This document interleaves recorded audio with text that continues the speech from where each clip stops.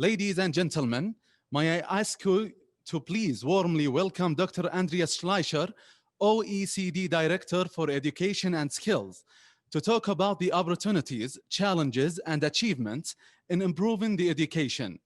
Dr. Andreas Schleicher is the Director for Education and Skills at the OECD. He initiated and oversees the program for international student assessment and other international instruments that have created a global platform for policymakers, researchers, and educators across nations and cultures to innovate and transform educational policies and practices. He has worked for over 20 years with ministers and education leaders to improve education. Former US Secretary of Education Aaron Duncan said that Schleicher understood the global issues and challenges as well as or better than anyone I've met. And he tells me the truth. Former UK Secretary of State Michelle Gove called Schleicher the most important man in English education, even though he is German and lives in France. He is the recipient of numerous honors and awards, including the Theodore Hughes Prize, awarded in the name of the first president of the Federal Republic of Germany for exemplary democratic engagement. He holds an honorary professorship. He holds an honorary professorship at the University of Heidelberg. Please welcome Dr. Schleicher. Thank you so much. It's a great pleasure to be with you again at ETEC, a great leader in the field of evaluation and assessment. And I've listened with great interest in your work of moving the agenda of educational assessment forward. Assessment is our tool to understand the delivery at the front line and also our tool for improvement. It's very hard to improve what we cannot see, what we cannot measure. So let me share some examples of this with you. The first question that we always need to ask is, what do we want to assess? What are the policy objectives? We need to have a look at the evidence base. We need to have a look at, for example, how do we perform relative to the past and relative to the policy goals. It's not just enough to become better than we were yesterday. It's also important to see, are we delivering results that are in line with policy objectives? And then last but not least, we need to understand the context in which we try to help students learn better, teachers teach better, and schools to be more effective. And when you use international assessments, you always have to ask yourself, can what we learn from a country that is well advanced be applied in the Saudi context? Do we have to modify this? If you go to Singapore these days, one of the great education leaders, you find very little of what has been originally developed in Singapore.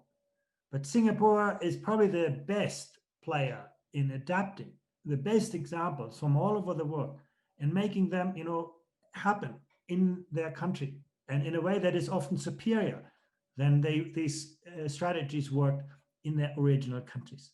So the delivery reality is the third important angle when we use data for education to improve education.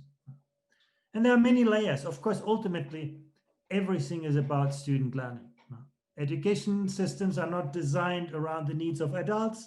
They're designed around the needs of learners. But students learn based on instructional practices, the kind of interventions that we plan, the support systems that we create in order to facilitate learning. Modern teachers are designers of innovative learning environments, not just instructors. They're good coaches, good mentors, good facilitators, and of course, good evaluators.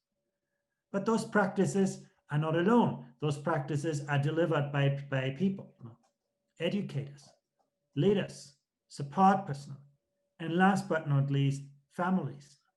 Families do a lot to stimulate the demand for high quality education service with their children, with the education system. So the people need to be reached by evaluation and assessment, and those peoples are framed by processes. How do we select teachers? How do we prepare them?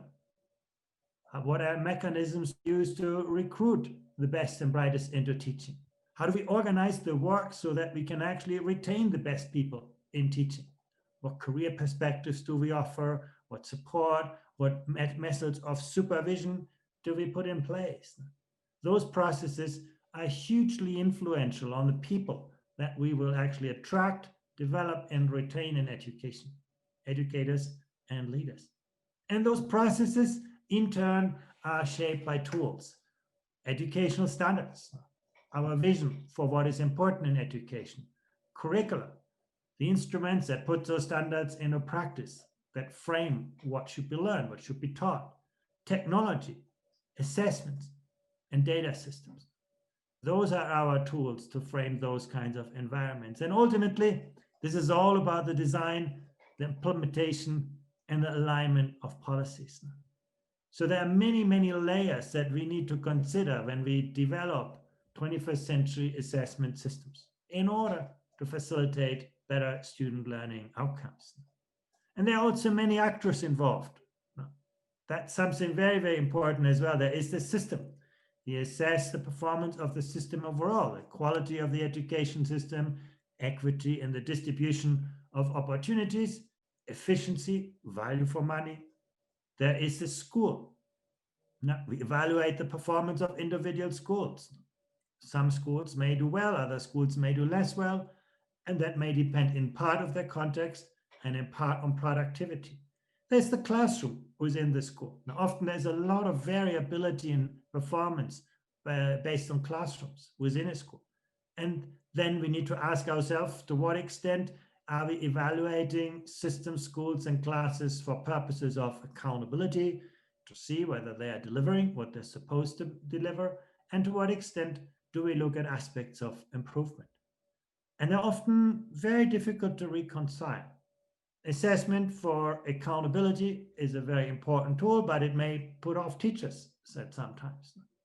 Teachers, when they know what they say, what they do has consequences, may behave in different ways than when they know this has no consequences. So the improvement and accountability aspects are sometimes very difficult to combine, to reconcile. One of the hardest questions in education. Who should do that? Who are the evaluators?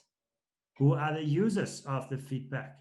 What agencies are involved in the process? And then, with whom? Often, those evaluation processes are not taking place in isolation. They're taking place in the context of a multitude of institutions. And then, of course, there is the question of the methods and procedures. What kind of methods and technologies are being used for the evaluation process? So many actors that we need to consider. And then there are many dimensions of the evaluation process. We have the individual learner, the student. We have the instructional setting, the classroom processes. We have the schools and institutions that manage those and create those instructional settings. And then there is the system layer. What we want to know, of course, most and foremost, is the outcomes and also the outputs. What is the impact of learning? We want to understand the policy levers. Good evaluation doesn't only tell you how good are you, but it tells you how can you become better. It identifies the levers for improvement. And then, there are certain antecedents that may contextualize or constrain public policy, like, the economic kind of environment, the socioeconomic environment of families, things like that. When you think about the individual learner, it's about the quality and distribution of knowledge and skills. When you think about instructional settings, it's about the quality of teaching, quality of learning process. When you think about schools, it's the performance of institutions. And at the system level, it's the difference that education makes to social and economic development in the country. Education systems are not operating for their own sake. They're operating to serve a purpose in our economies and our societies. And that impact is a very, very important part of the evaluation process. When you think about the policy levers, it has to do with attitudes, engagement, and behavior on the part of students.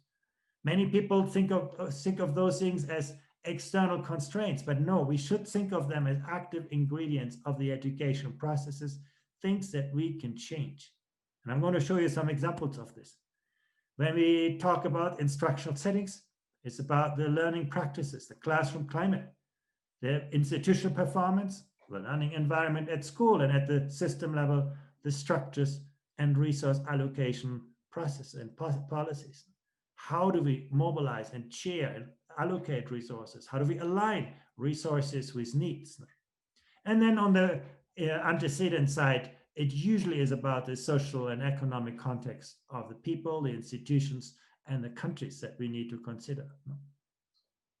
Those dimensions are really very important. So let me highlight you, give you some examples of this. I start with the most important part. How do we evaluate the progress of individual learners to help them become better learners?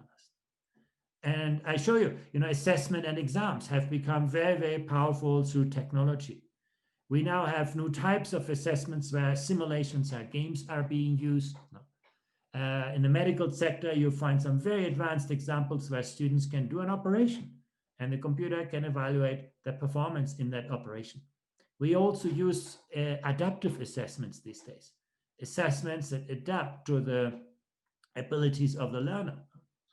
If you do a PISA test these days, not every student will get the same test. The students will get a test that is designed for their own ability by a computer. And we do that because if you just use one single test, one standardized test for all students, it will be far too difficult for some students and therefore very frustrating for them. And it will be far too easy for other students and therefore, not very efficient to test their skills. So the adaptiveness is very important. We can also now do hands-on assessments in vocational settings. That's the latest kind of discovery in the field of assessment. The pandemic has accelerated this because vocational education was hit very badly by the pandemic. Work-based experiences are very difficult to do. So how do we assess those kinds of experiences? And again, some very interesting examples through simulations have emerged. We can also rate open-ended tasks. So what you can see from all of this, the multiple choice tasks that used to dominate assessment for centuries, they are really sort of at the end of their line. Now new assessments, methodologies, technologies are enabling new forms of learning and also better forms of integration. In the past, we have divorced teaching and assessment. You taught, and then at the end, you assess. And that's why teachers often hate assessments because it steals away timing from learning. Now with technology, we can integrate the process of assessment and learning so that they are becoming two sides of the same coin. I think that's a very, very important part. Classroom analytics have become very powerful. If you go to classrooms in China and nowadays, you can see many sensors in the classroom and teachers get real-time data on whether students are interested or bored by a specific task, how different students learn differently. And teachers can then use those technologies to adapt their learning processes. They can think, when is the right time to move to the next activity? Which students are falling behind? Which students need extra support? Which students should I talk to? Which may need social support? So you can see that the role of the teacher is changing with classroom analytics that have become very powerful today. And then you have robotics. That's an area where I have not seen something that convinces me from an educational perspective, but you do see social robots now happening as a form of assessment. You have, students who run coding classes and then implement their kind of ideas with robots. Things like this exist. I think they still have to prove their case, but it is something that we should, look to the future. And then there's blockchain in education. That's not so much talked about, but I think that's one of the biggest, enablers of assessment in the future. One of the problems that we have today with assessment is that it's very lumpy. Now, you have many years of study, and then you do a very high stakes assessment that determines your future for many years to come. You get an entrance assessment to a university. And we do that because it's usually very, very hard to verify degrees and credentials and ensure their trustworthiness. If you ask teachers to evaluate students, we never know whether teachers do that in a reliable way, whether teachers do this in an objective way, and so on. So we are not so sure about the integrity of those data. That's why we use this kind of high stakes, standardized external exams. But with blockchain technology, we can actually link together many different forms of assessment and create a real-time picture of the learning outcomes of students. And there are very interesting examples of this now emerging. Here's an example, one that I saw when I was in Shanghai in a classroom where students learned calligraphy. That's one of the biggest headaches of Chinese teacher because, students have to learn 4,500 characters in primary school. In the Western world, we struggle with 26. So you can imagine the task that is in front of teachers. And while the students were drawing their characters, because it's not just a technique and a method, it's also an art, there was a scanner in their table. And the scanner was recording in real time the quality of their drawings and then combining this with big data analytics, giving students direct feedback on a tablet on the quality of their drawings. So you could see the student was doing their artwork and on their telephone or the tablet, they got real-time feedback on the quality of their work. And then, that's not the end of the story, that result that the student get, but you had the teacher actually having good analytics of classroom performance. The teacher could see basically where individual students were falling behind. They could actually, assess to what extent students made common mistakes, which signal certain misconceptions in the instructional processes. So you could use those data not just for helping students learn better, but also teachers to become more effective. They could become a tool for professional learning, professional development. And teachers were sharing those kinds of lessons. The school should see that, the system could see that, and things like this. So at every layer of the system, you could analyze the same data that were collected by students' activities. And they were not taking time away from students. Students did not have to do an extra test. No, the testing was part of the learning activity. That's, I think, the power of those kinds of tools. A couple of lessons that I've learned from this. What's important is rigor, focusing on advanced cognitive demand, not on the amount of learning, but on the depth of learning, teaching fewer things at greater depth and focusing on assessing conceptual understanding rather than the accumulation of surface knowledge. If you give students lots of multiple choice tests that just test very superficial content knowledge, what will happen is that teachers will just teach the reproduction of that subject matter knowledge. If you test deep understanding of concepts, then teachers will focus much more on what matters most. So the assessment will have a very strong influence on the methods of teaching and learning. Remaining true to the disciplines is very important, but at the same time to encourage interdisciplinary learning. In PISA, we do that all the time. We give students tasks that require knowledge from multiple disciplines, because that's how the real world works these days. And then also focus on areas that have a strong transfer value. In other words, you want to test things that students can use in other circumstances, not things that are only relevant to one specific set of tasks. It's important to have learning and assessment experience that are authentic, problem-based, project-based, often involve co-creation. And then, remember, some things are not caught but taught, particularly when it comes to social and emotional aspects. They're much harder to assess, but even there, I think we have some very good examples today. So that's the hardest part, and I've spent a bit more time on this. Let's talk about some easier parts, the instructional settings. How do we assess the quality of instructional delivery? And I want to show you one example from the PISA test. Many people in Saudi Arabia have asked me, well, how do we do better on PISA? In the PISA mathematics test. And look at this chart. You can see some PISA tasks you can solve with memorization. Now you just remember the correct answer. But for other tasks, memorization is actually obstructing you from finding the right answer. If a task requires mathematical reasoning, mathematical analysis, and you expect to know the answer, you will never find it. No? So yes, memorization can be good, memorization can be harmful.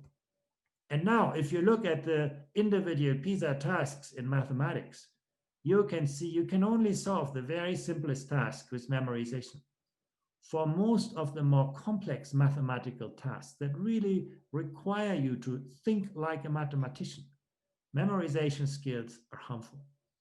And in Saudi Arabia, they are still the most dominant form of learning, no? And the most dominant form of assessment. If you want to do well on the PISA test, you need to become better at elaboration strategies, no? Applying knowledge creatively, extrapolating from what you know. That's basically linking what you know with what you don't know, thinking creatively about problems, understanding the ideas and concepts of mathematics. If you're good at that, you solve the most complex mathematics problems. Why do we do this? Because the kind of things that are easy to teach and easy to test have also become easy to automate, to digitize. They're disappearing from our labor markets. That's basically why this is so important. And you know, at the beginning, I mentioned the importance of attitudes.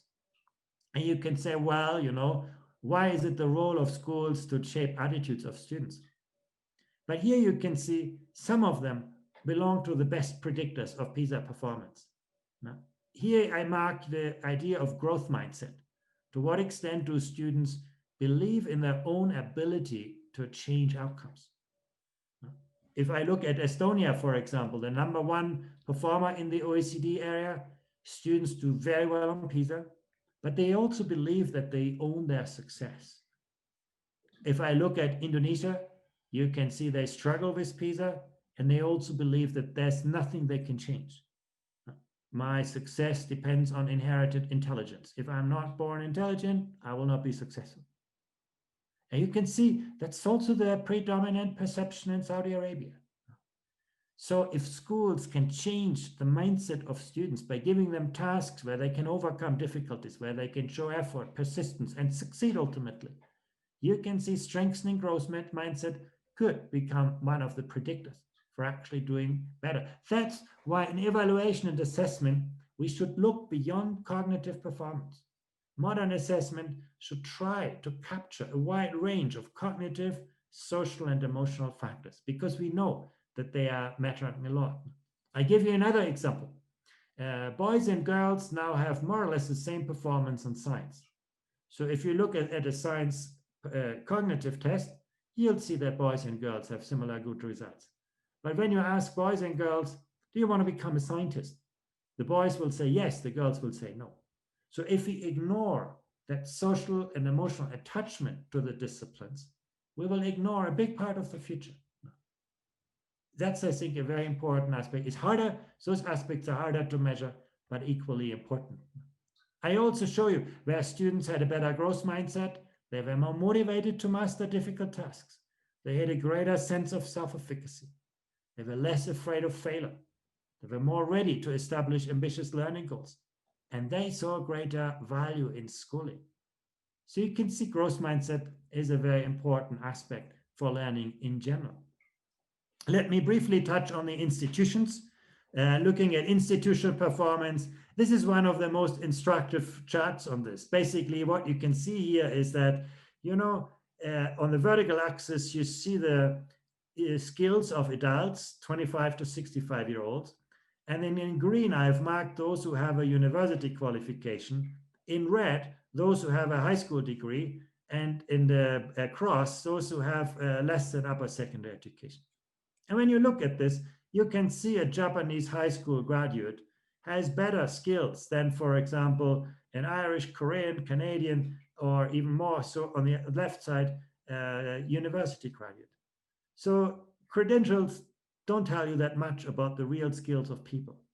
Assessment and evaluation is about finding out the real skills of people, not, you know, degrees and qualifications that actually may not be very predictive of the skills of people. This chart is very, very impressive in the sense that, you know, the degrees actually tell us surprisingly little about the actual skills that people have. That's why your work at ITEC is so important. If I look to Brazil, you can see how strongly institutional performance on the vertical axis depends on the social context of schools. Every dot on this chart is one school. The bigger dots are the bigger schools, the smaller dots are the smaller schools. And you can see there's a strong relationship between the social and economic context and the outcomes of schooling. Well, but it's not all of the story. For example, if I compare Brazil with Vietnam, you can see in Vietnam, families are even poorer and schools are poorer. But the lines are much higher. No? Schools in similar contexts in Vietnam do much better than schools in similar contexts in Brazil. And that's very, very important for evaluation. You can see the same thing within Brazil. Here you have two schools that have the same social context. One does quite well, better than the OECD average. One does very poorly. So you need to evaluate the outcomes of learning always in the context of individual schools' situations. That's another important function of assessment, never to evaluate outcomes by themselves if you want to improve things, but always to consider the antecedents in which those outcomes actually happen. And last but not least, looking at the economic context, you can see very clearly is that wealth and money are not very good predictors of learning outcomes. Some countries spend a lot, are very wealthy, are not doing so well. Other countries spend quite limited amounts of resources and have very strong performance. It's all a question of productivity. The same is true with learning time. You can see with the blue bars that the volume of learning time varies very, very significantly across countries. Some countries have very long school days when it comes to language learning. Others have very low school days. But when it comes to productivity, you can see basically there are huge differences. If you go to Vietnam, to Finland, to Estonia, students learn a lot in very little time. If you go to the Philippines or Thailand or Morocco, students spend a lot of time and learn very little. And that's also still the challenge for Saudi Arabia. It's not so much adding learning time. It's more about raising productivity. So assessment and evaluation should look at this aspect of productivity at the system level. So these are some of the features I wanted to share with you. As you can see, it is a complex undertaking to build a 21st century evaluation and assessment system. But I also think we have very good instruments and very good experiences at how to do that best from the international scene. And with this, I will leave you here. Thank you very much.